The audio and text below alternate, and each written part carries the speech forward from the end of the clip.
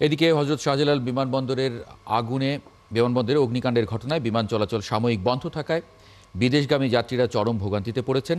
সময়মতো ফ্লাইট ছেড়ে না যাওয়াতে বিমানবন্দরে তৈরি হয় অচলাবস্থা। এমন পরিস্থিতিতে অধিকাংশ এয়ারলাইন্স ফ্লাইটের সূচি পুনরায় নির্ধারণ করেছে। বিস্তারিত শাহরিয়ার ইমতিয়াজের রিপোর্টে জানব। কার্গো ভিলেজের ভিতর থেকে ধোঁয়ার কুণ্ডলী ছেয়ে গেছে আশপাশ। অগ্নিকাণ্ডের পর শাহজালাল আন্তর্জাতিক বিমানবন্দরে বন্ধ হয়ে যায় সব ধরনের ফ্লাইট ওঠানামা, আর এতে ভোগান্তিতে পড়েন হাজার হাজার যাত্রী। শনিবার বিকেল 2:15টার দিকে কার্গো ভিলেজের 8 নম্বর গেটের পাশে আগুন লাগার পর নিরাপত্তার কারণে আশেপাশের বিমানগুলো সরিয়ে নেওয়া হয় নিরাপদ স্থানে।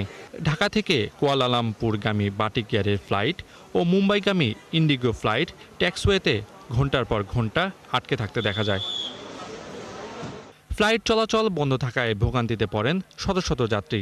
ট্রানজিটে যাত্রীদের ফ্লাইটও ছাড়েনি সময় মতো, ফলে বিপাকে পড়েন অনেকে।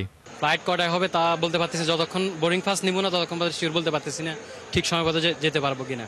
আমার ট্রানজিট ফ্লাইট যদি এখানে টাইম মতো না যায় তাহলে আমার ট্রানজিটে আমি অন্য দেশে যেতে পারবো না। বুঝতেই পারতেছি না এখনো কিছু, হুট করে হয়ে গেছে সবকিছু, মানে সিচুয়েশনটা এখন ওরকম নেই। আমি যেমন সিঙ্গাপুরে, আমার ফ্লাইট টাইম হলো 10:25, তো আমার ফ্লাইট ডিসপ্লে হয়নি এখনো। আমি এখনো কনফার্ম না কোন ডেট চেঞ্জ হয় কিনা, দুদূর টেনশনের মধ্যে আছি। শিডিউল বিপর্যয়ের কারণে ভোগান্তিতে পড়েছেন অনেক যাত্রী ও স্বজন।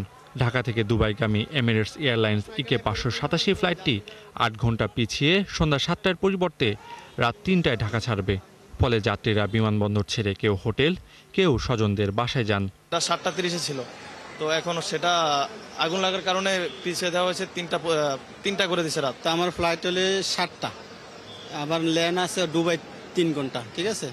তো আসলাম তাড়াহুড়া করে, ওই 3 নম্বর গেটে ঢুকছি, সবাই ঢুকতেছে। তো এখন ভিতরে যাওয়ার পরে শুনতেছি ফ্লাইট 3টা। 341 বিএস যেটা এখনো চেক ইনে দেওয়া হয় নাই, আমি ভিতরে যাওয়ার পরে দেখা যাবে যে কি হয়।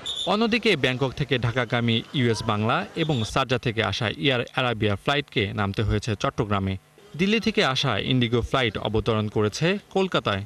ক্যাথে প্যাসিফিকের একটি বিমান দীর্ঘ সময় আকাশে ঘুরে অবতরণের সংকেত না পেয়ে ফিরে যায় বিকল্প রুটে।